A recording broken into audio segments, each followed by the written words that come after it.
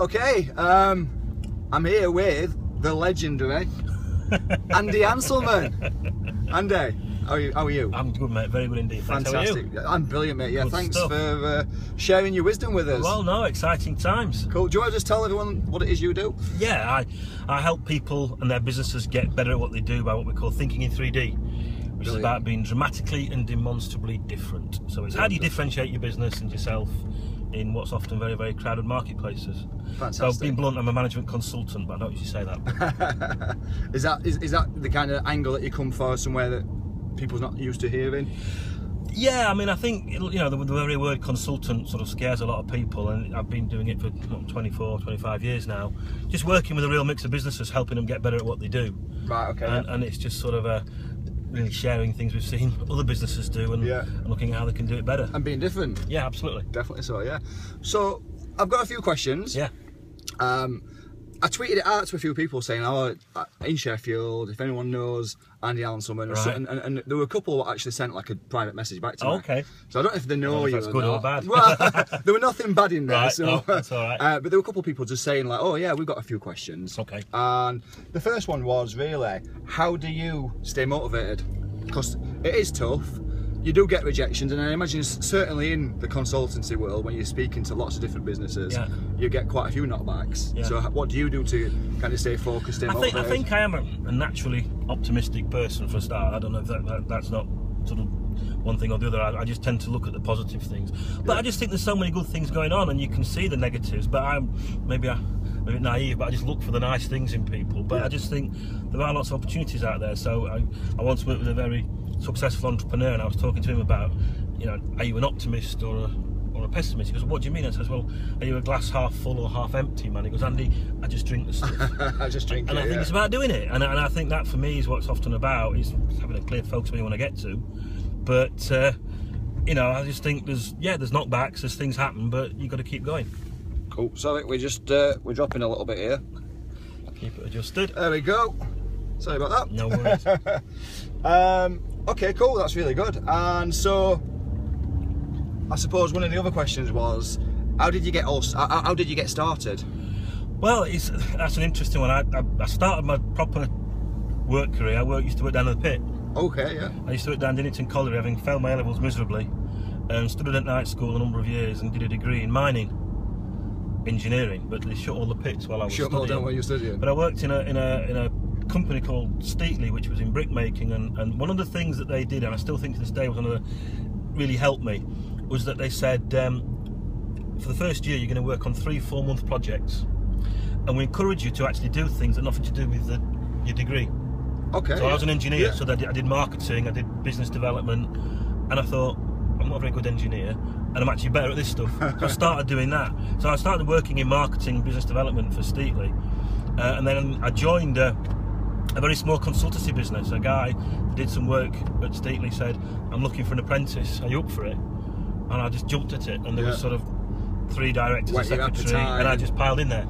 So part of it with them was just, I fell into it, but then got going. We worked for him for 5 or 6 years, and then set up our own business 20 odd years ago now. Brilliant.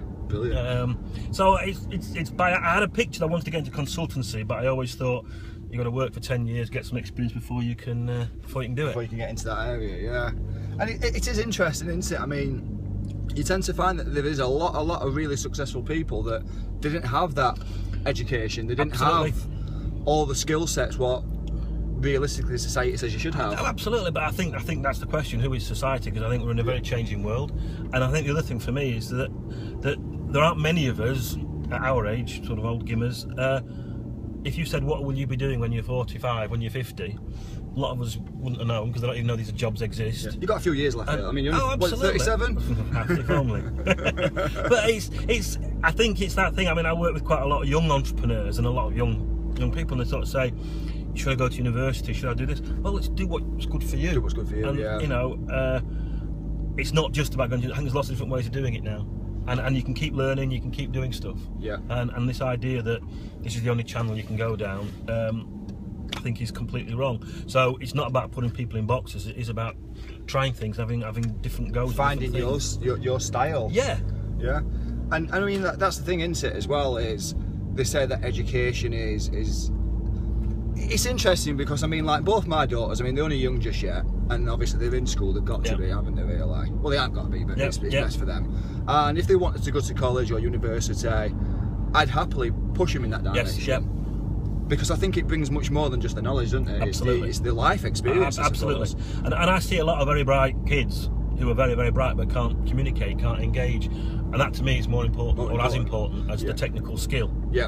And one of the first employees we ever had in our business, again, you know, scarily 20 plus years ago now, when he was a young apprentice, who deliberately, consciously didn't go to university, wanted to come and work for a living. Okay. And we took him on at 16. Yeah. And at 18 he bought his first house. Fantastic. And 19 he bought another one. Right. And he had a student living in it. And then at 21 he went to university. Okay. So he went and now he's a deputy headmaster. Really? Wow. You know, and there's lots of different ways of doing it. It shows you, doesn't it? So but I think equally part of it, and we see this in successful businesses and leaders, is they do have a vision, have a picture of where they want to get to. Yeah. Yeah. And it doesn't have to be, you know, just what's your financial outcomes that you're looking for. It's that picture that says, if we were sat here in 3 years' time, what does success look like for you? What does it look like? And that, particularly in business, is also about the personal side of it. Yeah, I'm working with a client at the moment, and one of the things that, you know, successful business growing, and one of the things he's saying is that in 3 years' time, he wants to be able to go on holiday for a month and not whittle about how the business is doing. How the business is doing, yeah. So he's got to build something to do that. Of course, yeah. No, and that's fine. Sense. Equally, others, you know, want to build a business to sell it. Other people want to build a business to pass it on to the sons and daughters, things like that. And that's fine. But having the vision is one of the key things for me that we see in successful businesses. Yeah, brilliant. So, if hypothetically speaking, we was in a time machine right now, we're going to go back 20, 25 years, and we're going to bump into a younger version of Andy Hanselman. Right. What's the kind of biggest advice that you'd give yourself? Apart from learn to play golf, would be do what you do, enjoy it. So I think for me, when I sort of look at successful entrepreneurs, and I think I look at it now, is things that you're good at, things that you enjoy, and things that make an impact, whether that's financially or whatever it is you want to do. And it's actually that whole thing that says, what is it you're good at? Well, that takes time to work out sometimes. Yeah. And so does stuff to enjoy. So I'd actually say just try stuff.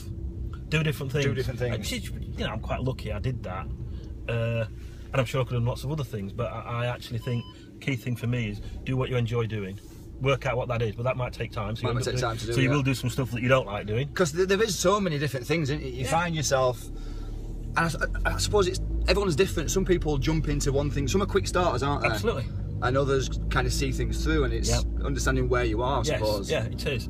But I then equally see that as businesses grow, particularly as the MD of a business, are you still doing the stuff that you like doing, enjoy doing, and is making an impact? Yeah. I work with quite a few that just get caught up in the admin and all the rubbish. Working in it.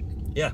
And it's this whole idea, we talk about 3D leaders, create time to work on the business rather than in it. Rather than in it, yeah. But also, they play to the strengths. And the starting point might be just to work out what those strengths are.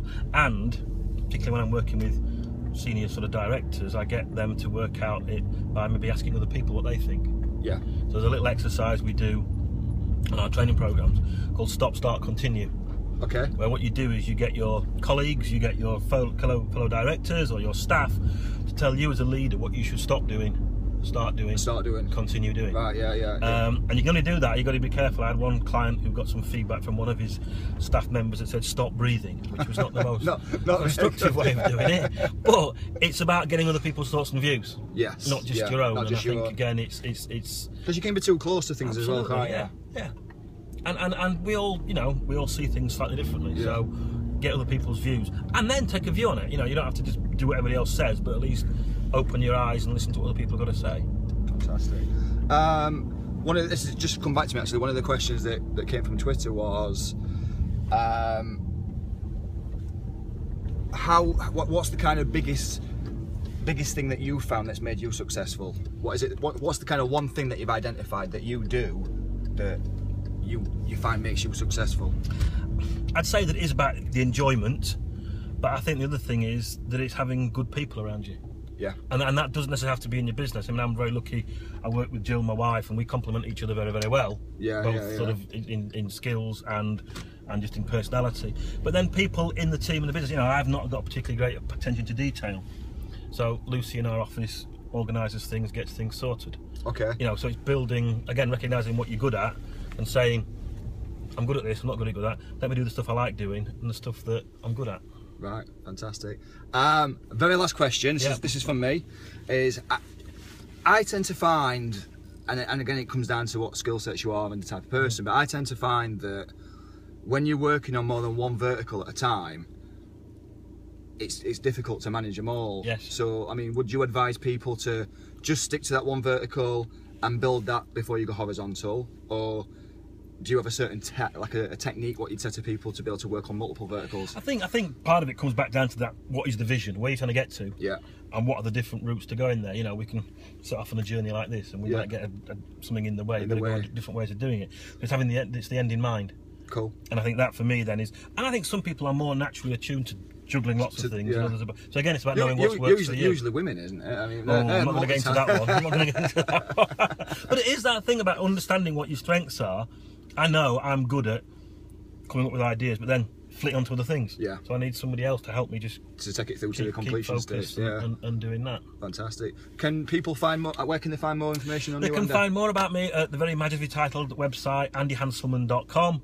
We're on Facebook, we're on LinkedIn, and if anybody's interested, we've written a book on successful businesses called Thinking 3D, which again is available on Amazon as a Kindle as well as a paperback. Fantastic. Any last words of advice and wisdom to people? Just do it. Just do it. Just get on and do stuff. Do it anyway. Absolutely. Yeah, fantastic. Andy, brilliant. That's been brilliant Cheers, having you. Thank you. Enjoyed it. Great stuff. Brilliant. Thank you. Thank you.